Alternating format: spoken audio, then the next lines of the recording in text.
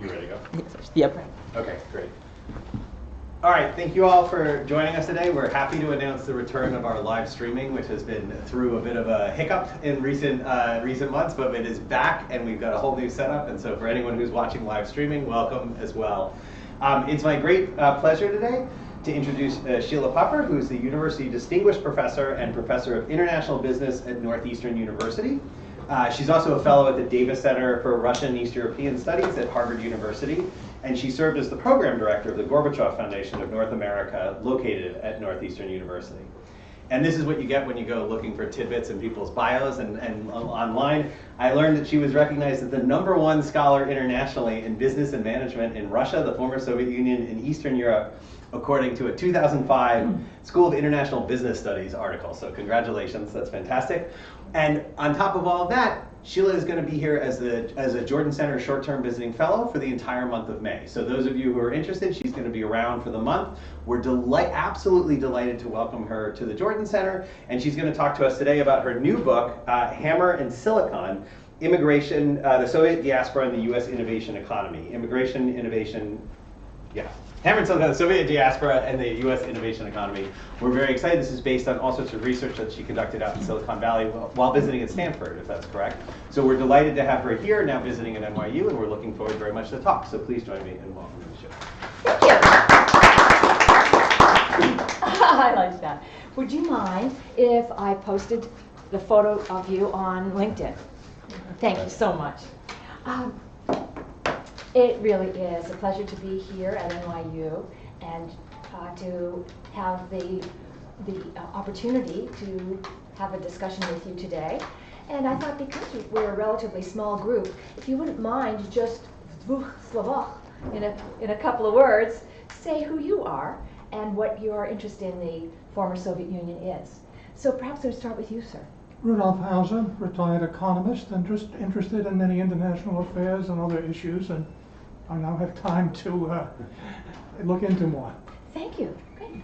Yes, good morning. I'm Margarita. I teach in this department, and I'm interested in kind of the constellation of post-Soviet politics and media. So anything that has to do with the American side of that is interesting to me as well.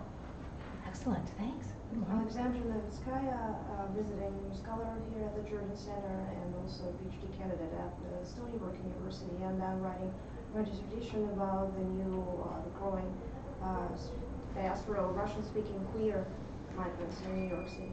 Excellent. Thank you. Good I'm afternoon. with her.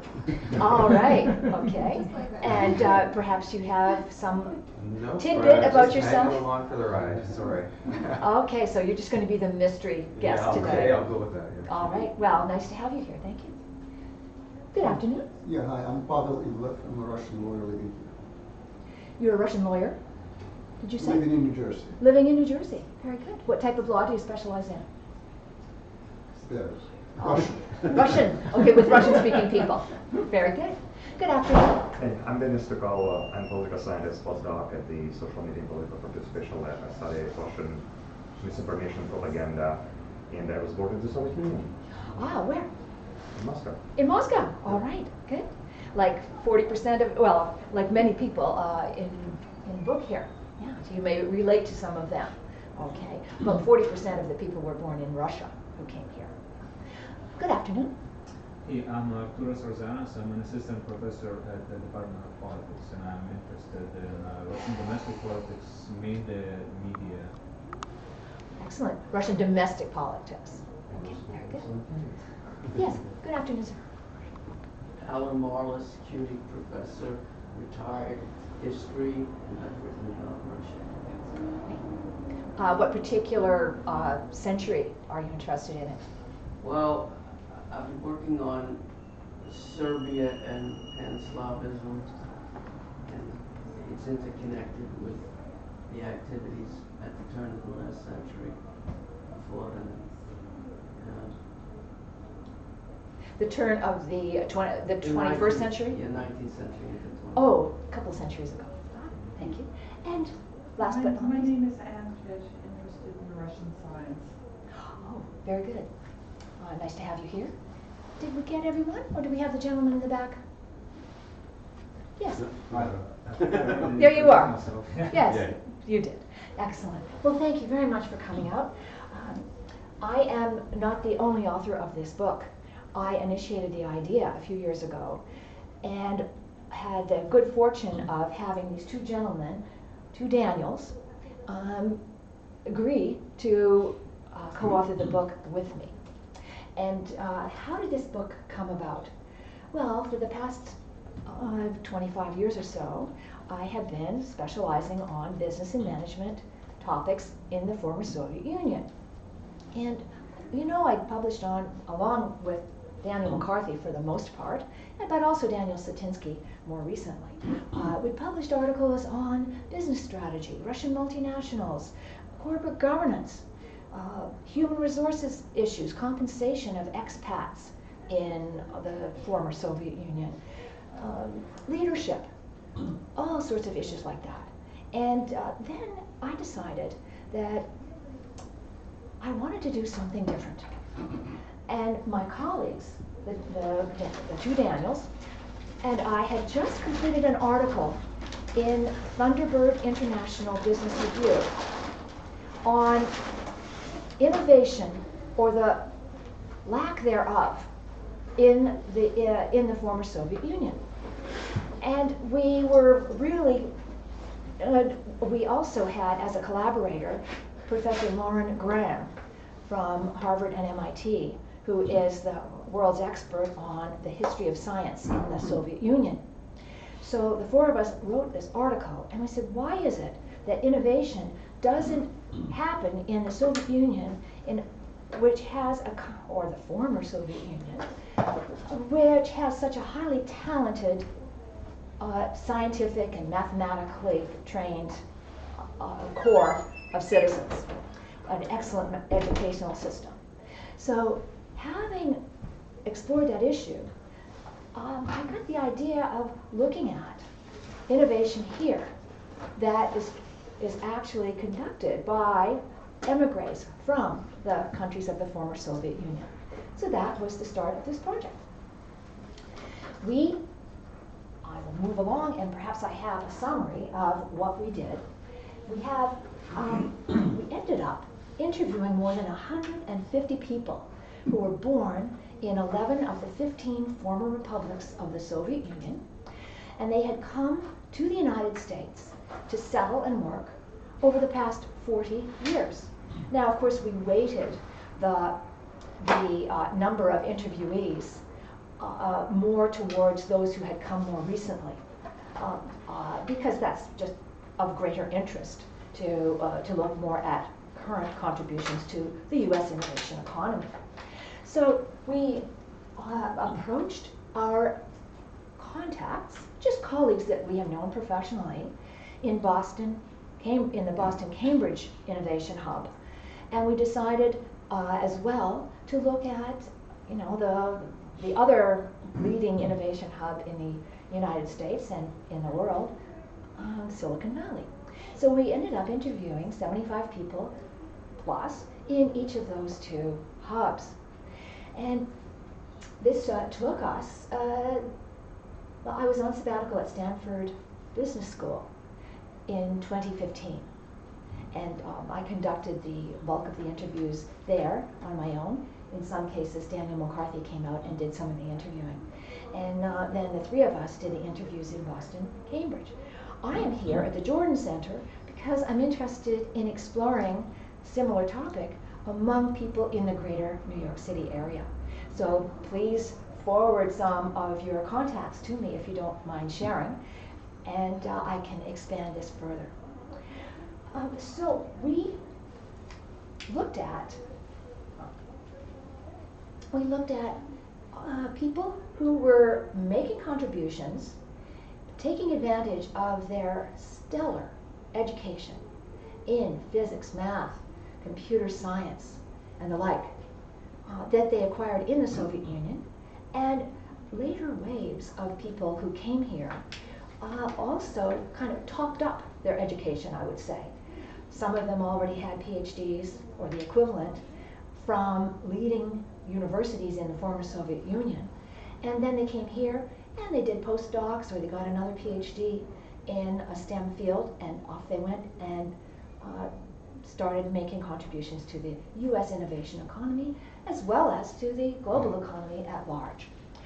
So our book is published by Cambridge University Press, and while it is a highly, highly readable book, filled with quotes from these interviews, it does have academic rigor to it.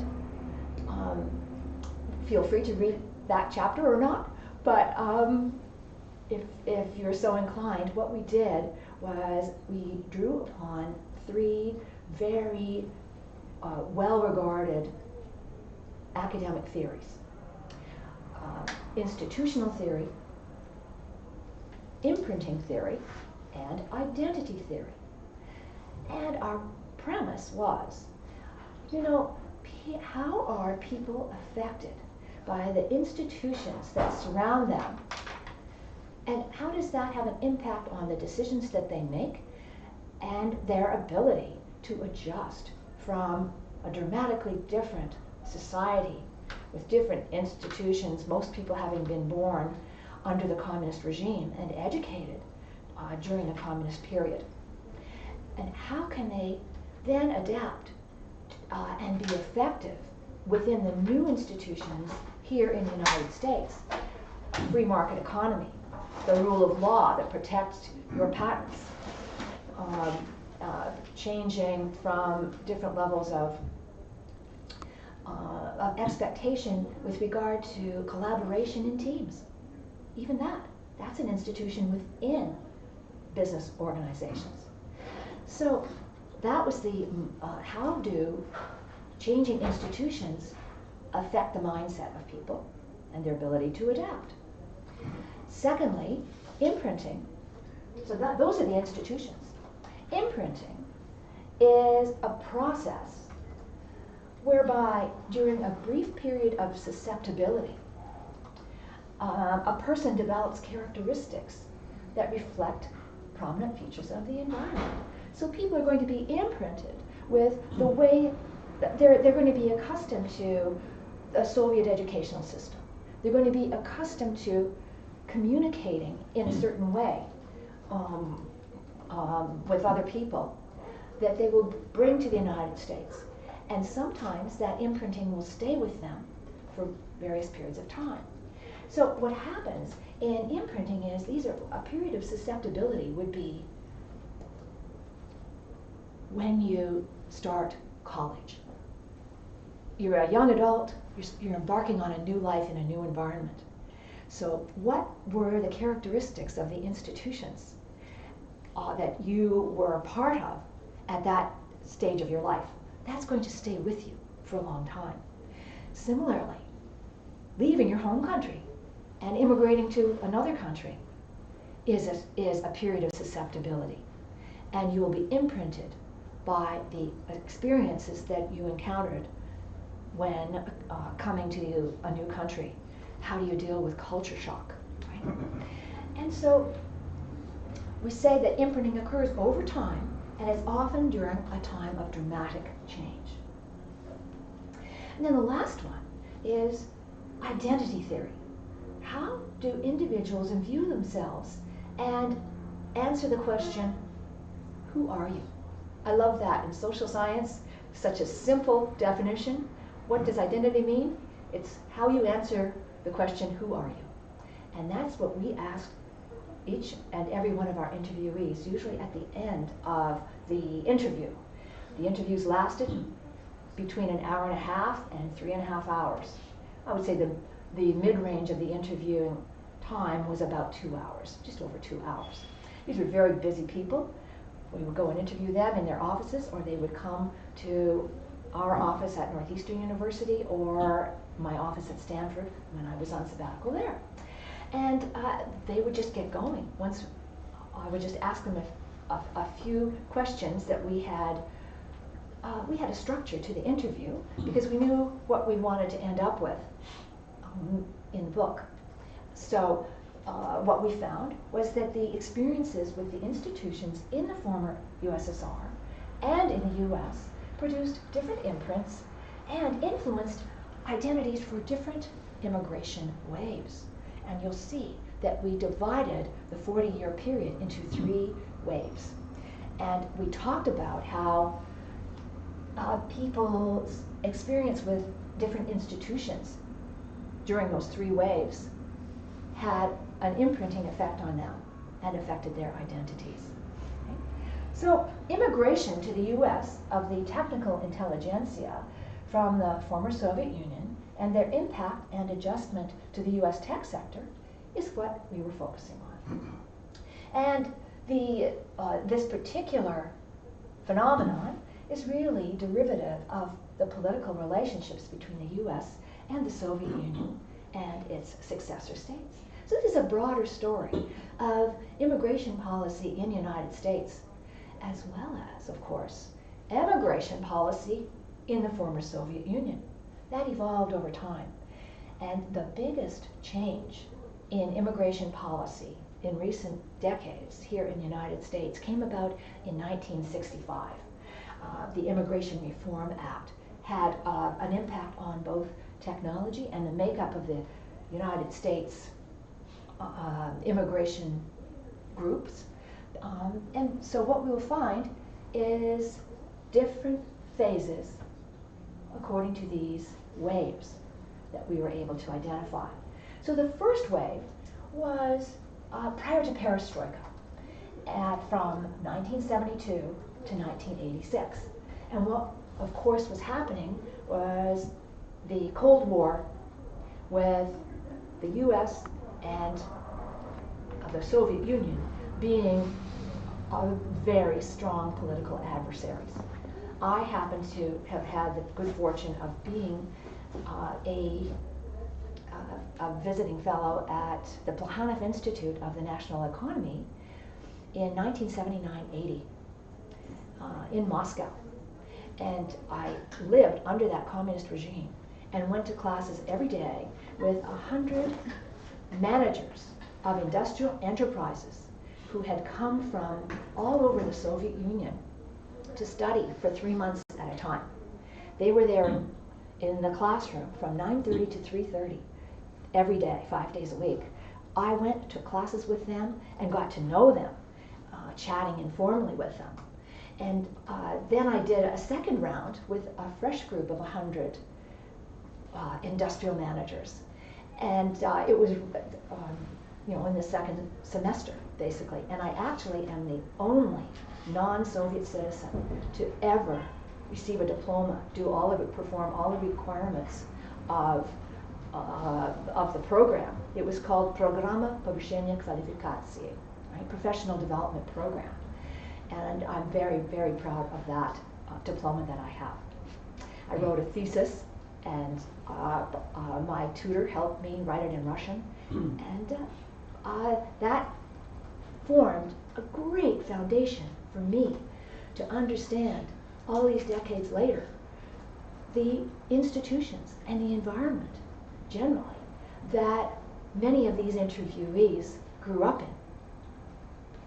So wave 2 was the period 1987 to 2000, during the time of Gorbachev's perestroika and glasnost, and eventually in 1991 the collapse of the Soviet Union and the collapse of communism as the governing political regime. And the third wave, from 2000 to 2015, we stopped our interviews in 2015, of course, is a period of the Russian economic recovery and integration of all the post-Soviet states into the world economy. So our focus is on the movement of the technical intelligentsia.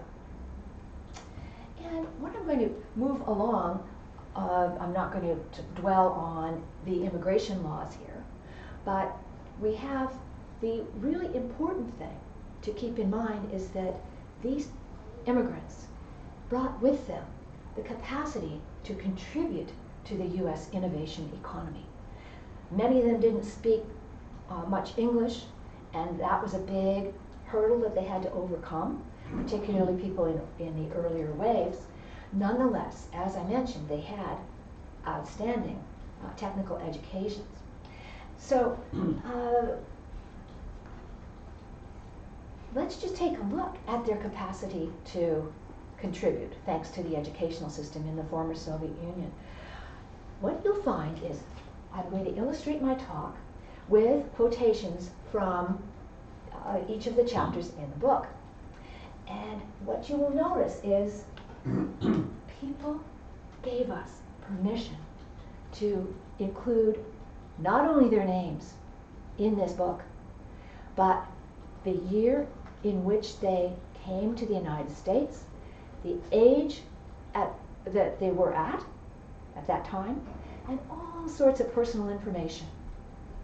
This is amazing to me, that we gained the trust of over 150 people with their personal information for publication.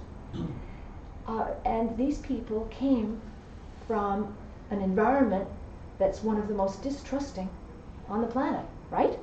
Am I right? So we're exceedingly grateful to all of these people for entrusting us with their personal stories.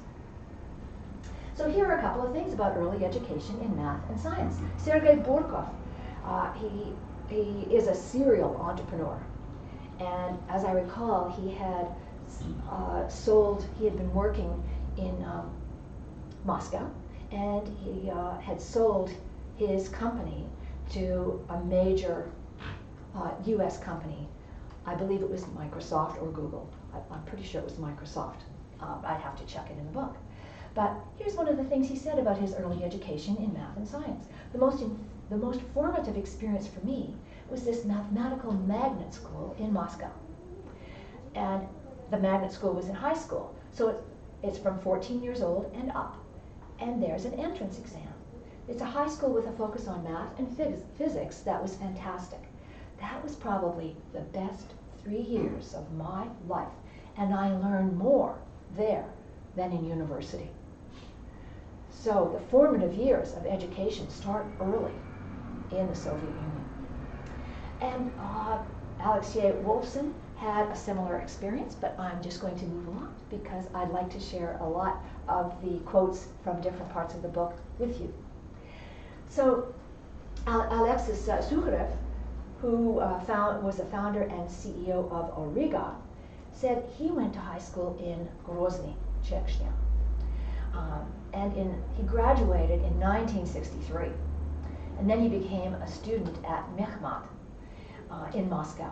It was the #1 mathematical school in the world. There were good mathematicians in other schools, in America and other countries, but the scope of Mechmat was much larger than any of the prominent mathematical departments in the US. Believe me, prominent professors in mathematics numbered in the dozens and dozens and dozens.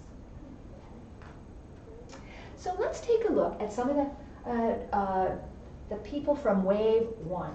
It was predominantly the exodus of Soviet Jews. Because Soviet law, until 1986, allowed immigration only for family unification or national reconciliation. So mostly Jews, a few Germans and Armenians were given permission to leave. At the same time, the US government accepted dissidents and these refugees.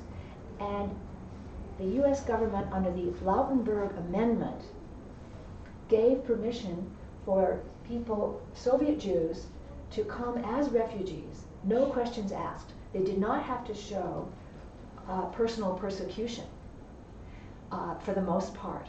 And so, as a result, quite a number of Jews came during that period through 1986. And so here are just a couple of quotes, and we can take a look at let's take a look at Mikhail Pankratov, who's the president and CEO of MMP Medical Associates. So he said, we applied, and 3 months later we got a call. You have 1 week to leave the country. I had my wife and we had our son. Here in Boston, there was someone we knew, and the Jewish community accepted us. My wife is Jewish, so we were accepted by the Jewish community, and almost immediately, in 2 weeks, I went to work as a laborer. He didn't speak much English, but you can see how he rose to become an entrepreneur. He was exceedingly entrepreneurial while in the Soviet Union. And in fact, I'll tell you, he's the only person of the 150 interviewees who was born in a prison camp in the easternmost part of Siberia. And in fact, there is a map at the beginning of the book, and I found his little place. I have all the birthplaces of the interviewees indicated. So Mikhail Pankratov's mother was a political prisoner in 1940s, 40s and 50s. So he was born out here. So he was always evading the authorities during his time in the Soviet Union. And he knew how to pull himself up by his bootstraps and succeed under a great variety of adverse circumstances. He did the same thing here in the United States. So in the second wave, we had the collapse of the Soviet Union, and there were more opportunities for people to come to the United States, not just as refugees, but there was a loosening of emigration laws among the Russian authorities and the authorities of the other former Soviet republics. So let's take a look at that time, that wave 2 up until 2000. There was the collapse of the Soviet scientific infrastructure. Not a total collapse, but the funding was greatly reduced. And a lot of it had to do with in addition to reduced government funding, and a lot of these institutions having to be self-financing, but additionally, a lot of the faculty and students left. And sometimes when the faculty left, they would then have their students follow them. So here's a person, Vadim Glazkov. He's a professor of medicine at Harvard Medical School. He said, at the time when I was finishing graduate school in Russia, society was rapidly changing. It was the time when the Soviet Union had just collapsed. And there were 3 options for young scientists like me. One option was to stay in science in Russia.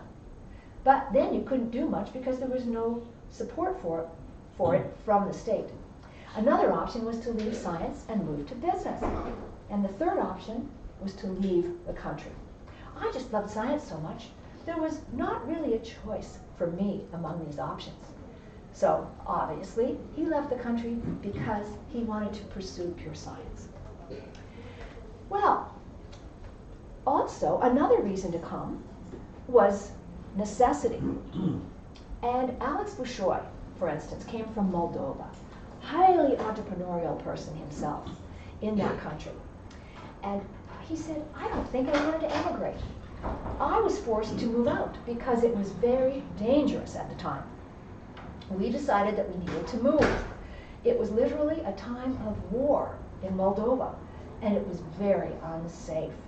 My wife was staying home with the children because they were very young. I was making money, trying to provide for the family, and I remember vividly that I had a gun at my house, should my wife have to use it just in case something happened when I wasn't home.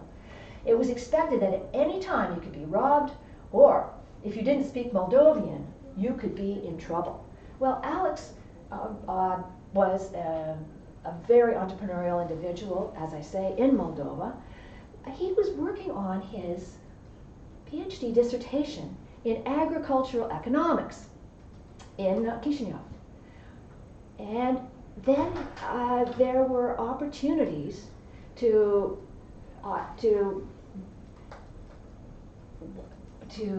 work with some of the big farms. And they needed so many supplies. They needed tractors. They needed all sorts of things because the farms were being privatized. So the more he started working, providing all of what the farmers needed, the more he became a businessman.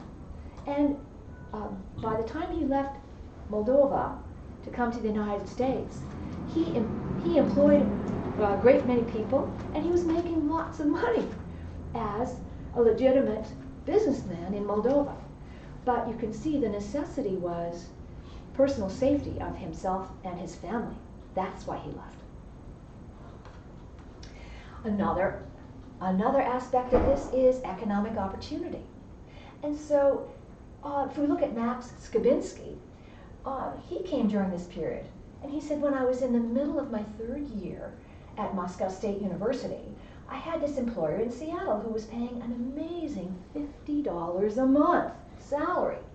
I was writing some 3D surgical modeling code for them.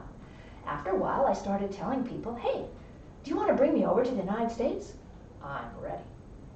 And he came, and Max, he's a serial entrepreneur and investor. And his name will come up later on in this presentation as well. You'll find out what he's been doing. But he came, as you can see, as a young man who was just finishing university. So there were different drivers in Wave 3 for coming to the United States from different parts of the Soviet Union. So this is the period from the new millennium till basically the present. So countries like Russia and Kazakhstan, they were stabilized thanks to their huge energy reserves. And people came from those countries for educational and entrepreneurial opportunity. Other people came for out of necessity from much less prosperous former republics, such as Belarus, Ukraine, Armenia, and Georgia, and they came to avoid or escape from actual military conflict in their countries. We have a couple of people from Armenia who grew up in a crumbling city, and they were young kids or teenagers at the time, and so they experienced firsthand tremendous deprivation due to that conflict. All right, so there were also a growing number of entrepreneurs who had had some success in their home countries, and they decided to be even more entrepreneurial and take risks and come to the United States, and using their entrepreneurial experience from the former Soviet Union. So in Wave 3, some people came for educational opportunity, as I said, and so let's just look at Ilya Stregulaev, who is a chaired professor of finance at Stanford Business School, and he said, there's some very decent European schools, but you can't compare them to the top, like Stanford. I did apply to a number of European schools as well, but my eyes have always been on the United States. Ilya is from Moscow. Russia has not been an option at all, because even at that time, there were few business schools, and therefore I felt my qualifications wouldn't be needed. As I recall, Ilya has a PhD in finance from London School of Economics.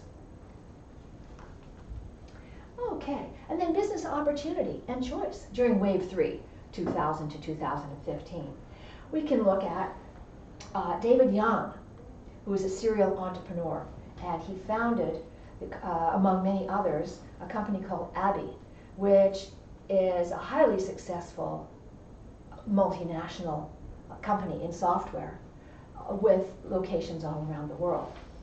So David said, my wife and I wanted to spend some time outside of Russia. We thought about China. The reason being that David grew up in Armenia. He has an Armenian mother and a Chinese father, which was very hard for him growing up. He faced tremendous discrimination in the Soviet Union at the time because of his Chinese ethnicity. So he said, we just wanted to make our kids more open to international life and to learn different languages while they were small. Abby has 16 offices now in 13 countries, so we could choose. And it turned out that David came to Silicon Valley because he needed some surgery. And he and his wife looked around and said, whoa, it's really nice here. Why don't we set up a branch of Abby here in Silicon Valley? And the rest is history. They're located in Milpitas. All right, so here's a summary. The motivations of people coming to the United States changed dramatically during those 3 different waves from 1972 through 2015. And these were influenced by changing political and economic forces, predominantly in the former Soviet Union. Okay, so what we have is in the next few slides will give you a taste of some of the contributions that these highly talented STEM people have made to the U.S. innovation economy. So Kate Tortulin is a founder of NovaSeq Research, which does clinical, she finds patients. She finds the appropriate patients for clinical trials.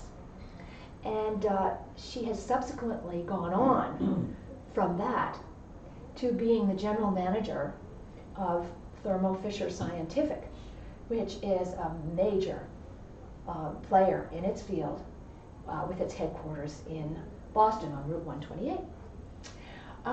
Here is Kira Makagon. Now, she is the executive vice president at Ring Central. Her role is chief innovation officer. And she manages a staff of programmers, half of whom are located on site in Redwood City, and the other half, pretty much, are located in countries of the former Soviet Union, particularly Belarus. So she's a serial entrepreneur, and she's at Ring Central, well, because she still wants to be involved in the innovation economy. So one of her accomplishments was that she sold a previous company, Octane Software, to another firm called ePiphany for $3.2 billion a number of years ago. So here's what she says. As a serial entrepreneur and business and technology leader, I've dedicated my career to breaking new ground, both by creating cutting-edge software products and by speaking up as a veteran, only woman in the room in Silicon Valley. And she has received multiple awards for her leadership in the tech field. So she's a great mentor to a lot of people and a true inspiration.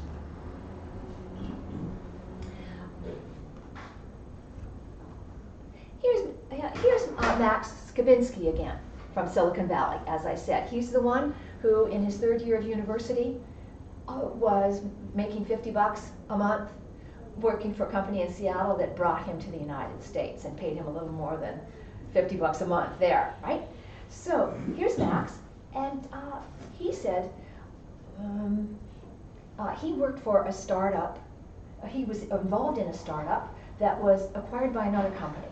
And that company was in turn acquired by Disney. It was a gaming company, I believe. So he said, after all the acquisitions, we were all part of Disney.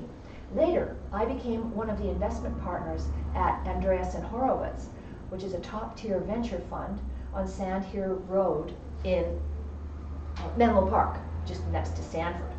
And in fact, I believe that Max told us that he was the youngest person to make partner at Andreessen Horowitz, which is an indication of his intellect and talent. And so he says, it was a privilege that they picked me from all the candidates, since the demand for positions in that fund is overwhelming. After a couple of years, I left to do my own cryptography and cryptocurrency startup. So that's what I'm doing right now. He's moved on to other things. Okay, so let's take a look at other people who were not entrepreneurs, but became involved in the innovation economy while doing R&D, still staying a little closer to their scientific roots. So here is Mikhail Shipytsin, and he's a Senior Associate Director at Biomarker Development at Extuit Pharmaceuticals on Route 128 in the Boston area. And he struggled a bit, but he was happy to make the transition after a while from academic into the business world. So he said, I didn't see myself too much as an academic person. So after 12 years in pure research, I actually wanted to join a company for a while. And he got a job at Metamark. And then he said, I really like it. It's a great experience at this new company called Extuit. He says, the main difference between science and business is that the goal in business is to produce the product rather than a research paper. Basically, your whole goal is to develop the test, and then, even if you see something interesting, you're not going to work on it. That's how you have to discipline yourself, right? You have to stay focused only on things that are relevant to the product and the test, right? And this, think about the imprinting, right? Where Mikhail was a researcher in the former Soviet Union, and what kind of a leap did he have to make to change his way of thinking to the profit motive and adapt his scientific knowledge to a business environment. Okay. And this is an interesting thing about looking at American science and how it is done versus how it was traditionally done in the former Soviet Union. So Vadim Glazkov is a professor of medicine at Harvard Medical School. And he said, what distinguishes American science is the way research is organized here. For example, one of the greatest things about American science is that when you're hired as an assistant professor, you become completely independent. This allows scientists to become independent at a young age while they are still creative. Well, I beg to quarrel with him about you're only creative when you're young. Right, Josh? No. In any case, he says that in Germany, Japan, and Russia, science is more hierarchical, and this is not good. In the US, it's not like that at all. I was young, only about 30 years old. I got a faculty position, and I realized I could study anything I liked. And that still applies. That's the beauty of academia, right? Again, Josh, right? Right? And the rest of you who are academics. So he says, I brought with me from the Soviet Union my education and training and found opportunities to apply them here in the US. So a very important thing is the way science is organized here.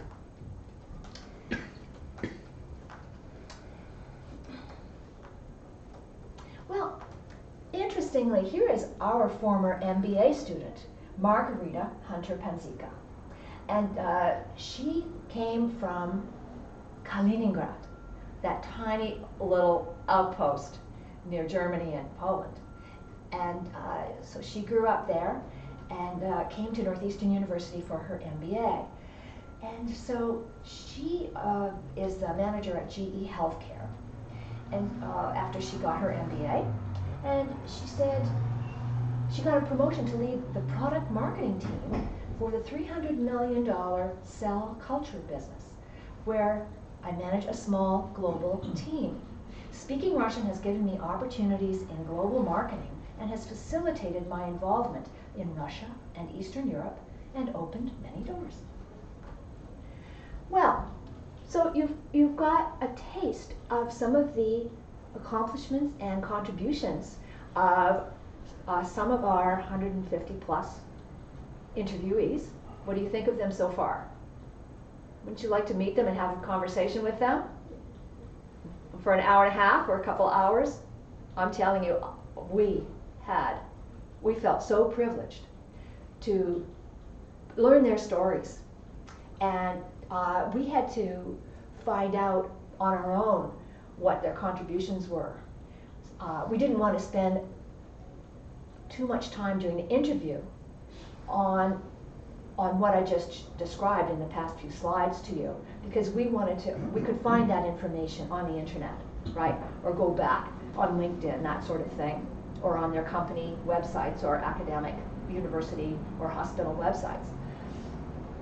Because we wanted to get their personal stories that were not available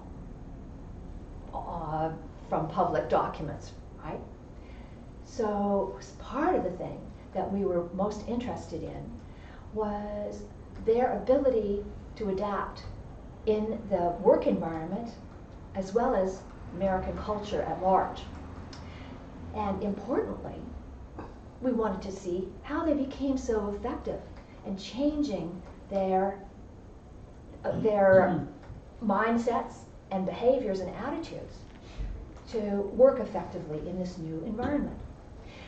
Well, it turns out that soft skills, communication skills, leadership, mentoring, those kinds of skills are really essential to the success of people, of course, everywhere, no matter what you do, but particularly in tech.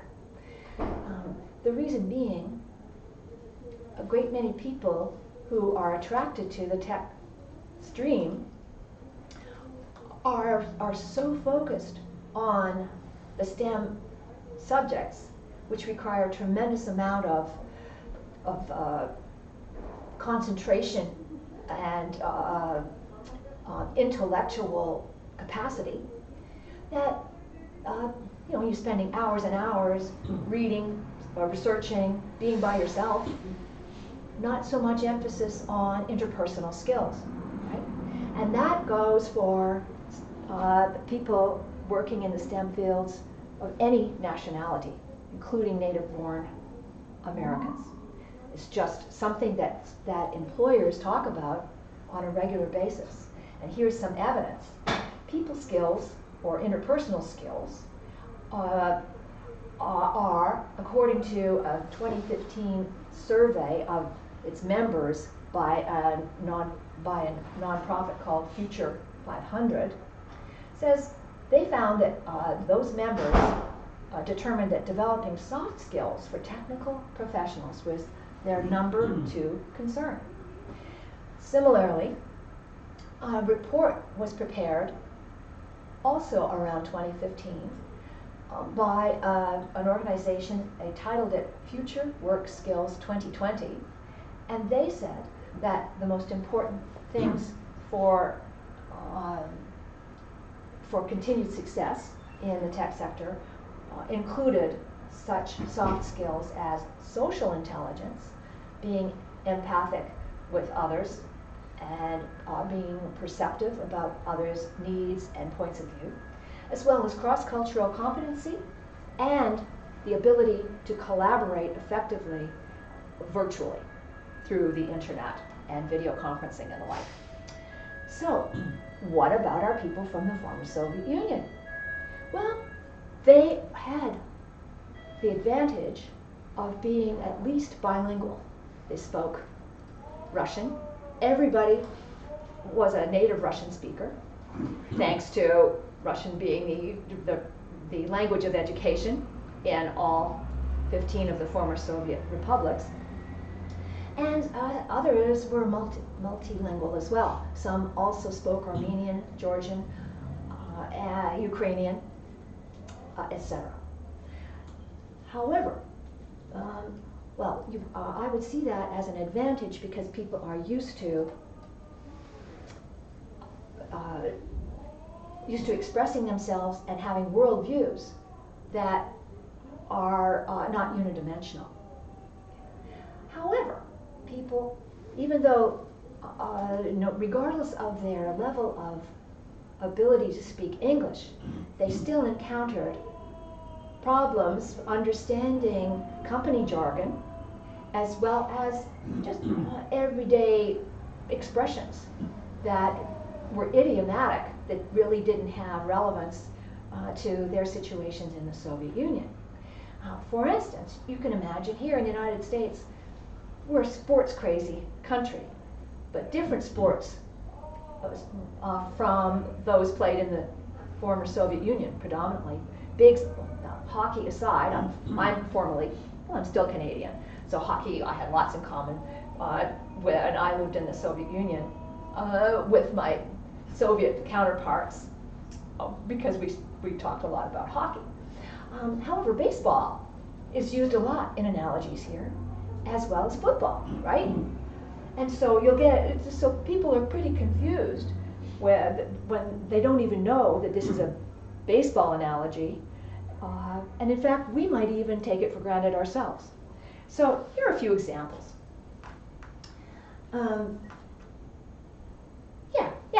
One person said, trying to learn a new language is hard. Understanding simple phrases like catch up or touch base, baseball, touch base, right? Or whatever. And these would show up in countless emails every day. Right? So folks would be puzzled. And if they were smart, they would find someone to explain those to them. Here's another one. How do people communicate? Well, in the US, we tend to be softer and more indirect with our criticism or our opinions. And I see people smiling about this. Does that mean that you can relate to this? Are we touching on a subject that you're familiar with? Yes? Touching base. What did you say? Just touching base. Just touching base. Oh, you're still laughing about touching base. Okay. I'm kidding. All right. Well, so here's a woman who said, as a Russian, I don't have good tolerance for BS. She actually pronounced the word in full. She said, I also feel like I'm too blunt sometimes. Her name is Ksenia Samokhvalova. I love the name. Ksenia, very old Slavic name. Samokhvalova, for those of you who may not speak Russian, means bragging about yourself. Right? It's an interesting name. And she didn't brag about herself, but that was her last name. She has her PhD in nuclear physics from MIT. And she found that her boss would like her to be the one to deliver bad news in a very direct way from time to time. So he took advantage of her directness. But it got her in trouble from time to time as well. So here's another person and who said, well, I'm very direct. It's just very much my style. And I know that not everyone likes it. But for some people, I can be direct in different ways. And I'm learning how to soften my approach. If something goes wrong, and if there's an issue, people should know about that. I also get feedback that many people like my style because they see I'm not hiding something. And actually, interestingly, you know that a lot of these high-tech teams are multicultural. People from all over the world, from India, China, Europe, Germany, for instance, and the like. And quite a number of those people like a very directive style. And that's what they're accustomed to from their own cultures. Whereas native-born Americans, not so much. And so this would limit this direct style that can be seen as abrasive by Native American citizens, can hold back the advancement to leadership roles by these highly talented people. So a number of these people have been told this in their performance evaluations, right? And they've also been offered training programs to go to learn how to change their styles. You know, Facebook, Microsoft, Google, and the like, they offer these programs, all sorts of programs for professional development, right? Okay, so here's another thing, the negativity. Sheila, just want to give you a heads up, we have about 15 minutes left. Oh, and we want to do Q&A? Yeah. All right. Just so you know. Excellent, thank you very much. So I will say, just to move on, we've got views, the approach to smiling. And, you know, there's the tradition of thinking that Russians don't smile, or people from the former Soviet Union don't smile, and that they're very dour and humorless. Of course, that's the furthest thing from the truth. But so that's from the American perspective. But on the other side, when people from the former Soviet Union come to the United States, they're suspicious of people, strangers, smiling at them, like, what are they trying to do to deceive me? And interestingly, a couple of people mentioned that as they were growing up in the former Soviet Union, they managed to read a manuscript copy, from the underground, translated into Russian, the classic Dale Carnegie book, How to Win Friends and Influence People. And so one woman, when she was 13, said she read it, and because she was so shy, she wanted to become more outgoing. She read the book. She said she learned that smiling was an essential way to make friends. And so she said, I was one of the very few Russians who smiled. When I came to the US, Americans were shocked that I smiled because, Russians never really smile. They have kind of very stern faces. Okay. And then, again, the negativity is expressed in this particular quote. The way in Russia you approach things is you say no 3 times. And if somebody really thinks it's worth doing, they'll come around a 4th time and keep asking. And then you can say yes. So you go through a ritual of negativity and finally coming around to the positive. Whereas in America, you're supposed to be positive and think about how you can make things happen. Skepticism. This is Alexei. Pardon? Oh, Alexei? Yeah, Matusov. And he says he was very skeptical. He was working at Google in Silicon Valley. He said, I'm still fighting with my skepticism part, but I hope I don't complain as much as I used to. I'm skeptical because I came from that culture. And then the glass half full, half empty perspective. The way Russians think, according to one of the interviewees, is we start from a glass half empty and work our way to a glass half full. Americans do the opposite. He says the endpoints are the same, but how we get there is a little bit different. I don't see it as negative, but now I'm aware that some people think it's negative, so I try to catch myself to fit into the U.S. workplace and into U.S. culture.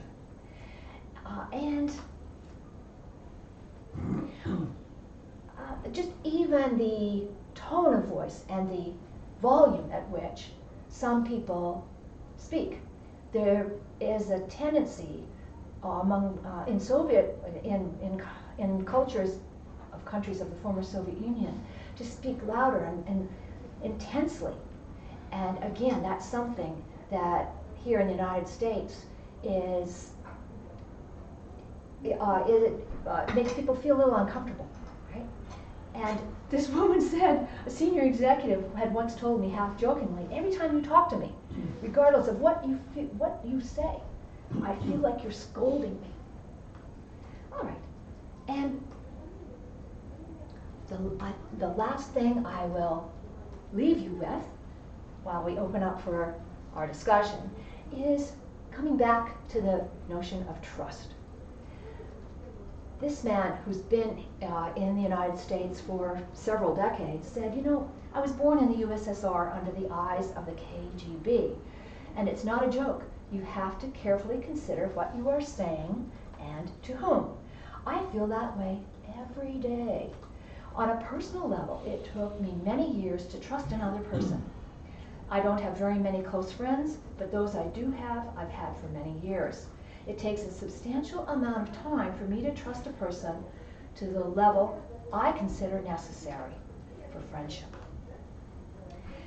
And another person said, it took me 25 years on the academic side and another 20 years on the business side to develop relationships so that people really trust me, or he felt that people would really trust me. See what I'm saying? I was always honest. I never deceived them, never got involved in anything shady. And the identity part, I really should conclude with that. Some people said, some people were able to answer right away.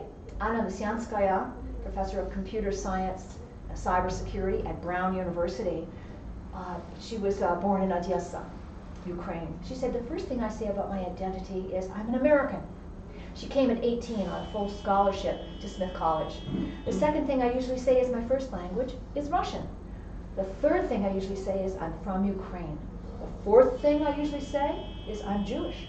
And sometimes I say the last three in a different order, depending on the context. Always I'm an American first. But what an adaptable person. And she changes the perspective of her identity, at least the order in which she states the important aspects of her identity in a different way. Whereas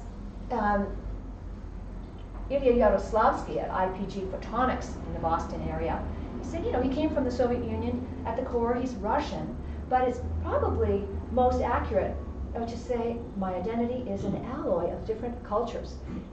He went for his education after being trained in the Soviet Union to New Orleans, and then he came to Boston. So those are two different cultures right there. And one person, Tatiana Novobrantseva, a biotech entrepreneur in Boston. She said, my identity, right away, she said, it's non-existent. Non-existent. I certainly do not belong to any of the cultures anymore. Not completely. I'm very lucky to have a lot of friends in a lot of places, but I'm certainly not a US-born person, right? I do not share the same cultural references, so I feel it in a lot of different things. But it doesn't make me feel uncomfortable. I'm willing to participate in a lot of things here in the US. It's just that when you're not originally from here, it certainly shows. Okay? So she says at the bottom there, so I'm really a mixture of all those things, which adds complexity. And there we are. So I hope you feel impressed by these exceptional people and appreciate their transitions and adapting from the institutional environment in the former Soviet Union to a dramatically different one here. How the imprinting from their early years in their home countries then remained with them or was modified in one way or another, and how their identities have been enriched living in at least two cultures. So I'd like to open it up for discussion, comments, and insights. Yes, please. Thank you. You started out by pointing out that innovation has really not been that great in the Soviet Union and subsequent Russia. But these people coming over here have contributed much to innovation. What have you decided are the key reasons for that difference? Why these people were able to be successful in innovation in the United States? That's the question. But not similar scientists and people in the former Soviet space. Mm-hmm. The Soviet government was not effective at commercializing ideas. And so people would have really brilliant ideas, and there was just not an infrastructure or a motivation by the Soviet government. I wrote a book with Harvard Business School back, we did a 4-month research project in 1988 during Perestroika. And one of the topics was new product innovation. And I recall the director of new product innovation or new product development at ZIL, the big truck engine factory in Moscow, saying, oh, we well, not just the truck engines, but some of the engineers had developed a wonderful new braking technology, and they were totally frustrated that it was never implemented, and they were still making the brakes just the way they did at the time of Henry Ford in the 1920s. So that's the reason, the lack of infrastructure. And there's less risk-taking in the former Soviet Union. Too many contingencies, too much corruption. Your business, once you get visible, once you achieve a certain level of success as an entrepreneur, even today in the former Soviet Union, all too frequently, some sort of mafia or another will come along and take your business away from you. Other comments, questions? Yes, please. I was wondering if you could comment, like especially with respect to what you just said about bureaucracy and infrastructure preventing the commercialization of innovation in the late Soviet Union. I was wondering if you had any thoughts about Ben Peters' approach to the question, like his book How Not to Network a Nation, where he argues that basically there was the story is not as kind of like the story of specifically how the internet was developed, or like the beginnings of the internet were developed in the late Soviet Union versus in the United States is not, it doesn't like necessarily obey the stereotypes that people have about like American capitalist innovation versus so like rigid Soviet bureaucratic style, like, you know, socialist production, etc. And that actually it was more of like a complicated story involving what Ben Peters says are socialists behaving like capitalists and vice versa. So I was just wondering if like you had any thoughts about how innovation and different like economic systems actually interact with each other, like just structural factors that might contribute to some of what you're observing in your book. I'm not deeply familiar with that. But are you referring to within countries or across countries? I guess both. Since you're talking about something like a movement that is essentially transnational. Mm-hmm. But I mean, either way you want to answer this question, I'd just be interested to hear you talk more about that set of issues. Certainly. Well, one of the people we interviewed for the book was from Estonia. His name is Sten Tamkivi, and he was the chief technological officer for Estonia. And he also was the first general manager of Skype, which of course was born in Estonia. Because Estonia has only a couple of million people at most, a tiny country, the government made it a priority to be the most technically advanced wired country, or one of the most. And you can do that when you have leadership in a country to make it happen with government funding and so on, right? And other countries like Singapore have done the same thing with strong leadership at the top. Mm-hmm. So it really does require consensus by top levels of government to make something happen. So, as far as I understand, your book is basically about success stories. Right? Yes. You talked to those brilliant people who made fantastic careers here in the United States.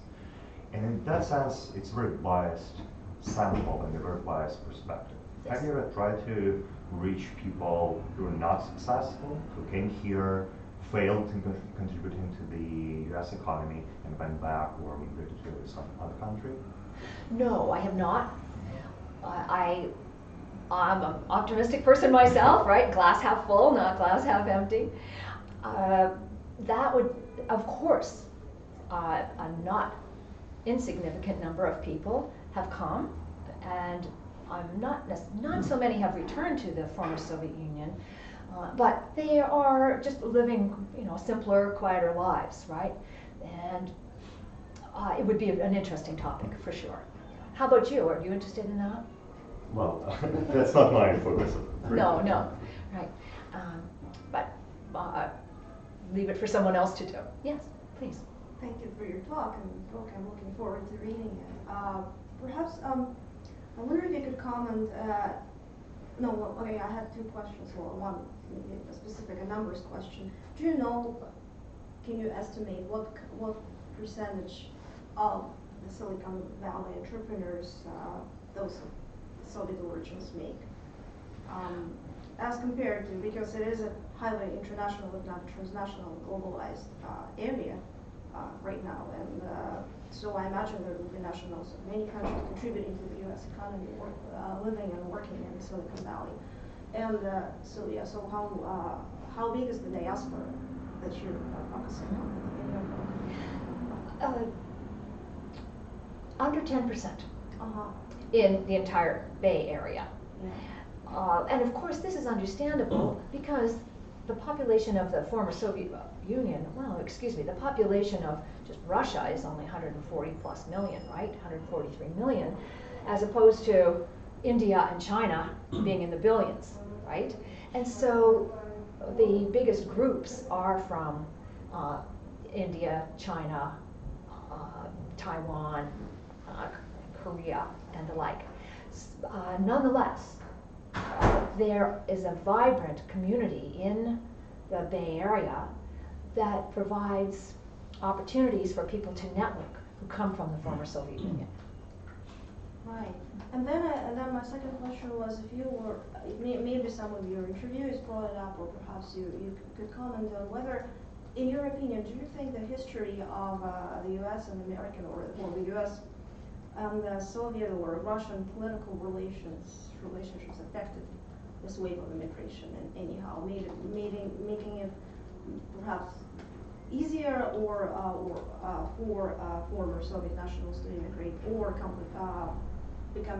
complicating their migration, again, as compared, well, again, if you're ever interested in comparing to other cultures that are just as education focused and as high achieving as those in China or India, Taiwan, that which you just mentioned.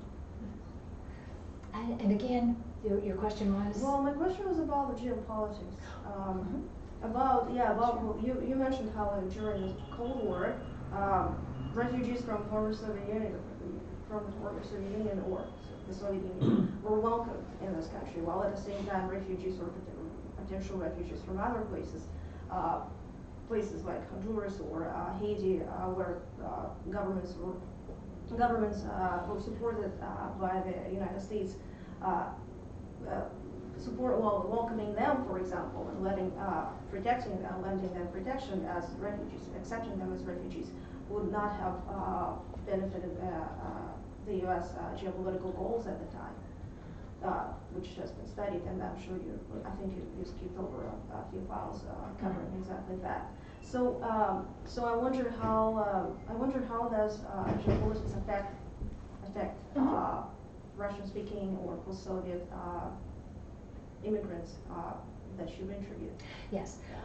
Well, I had the example of the Lautenberg Amendment, for instance, back a couple of decades ago. Additionally, there were initiatives by the U.S. government. You remember during the time of perestroika and later, that it was just a blossoming of opportunities for people from the former Soviet Union, or it was the Soviet Union at that time, to come here. There were scholarships for people to come and study. Some of the people in the book came on those scholarships and stayed. And the Soviet government at the time was allowing their citizens to come and study here, right? In the 1980s, 90s? Yes, starting with Gorbachev in 1986. So it was both the former Soviet Union and the United States governments had to be working in collaboration. Other comments, questions? Shall we be available at the book table? Okay, so thank you so much for Thank coming. you all very much. This is my initiation to the Georgia.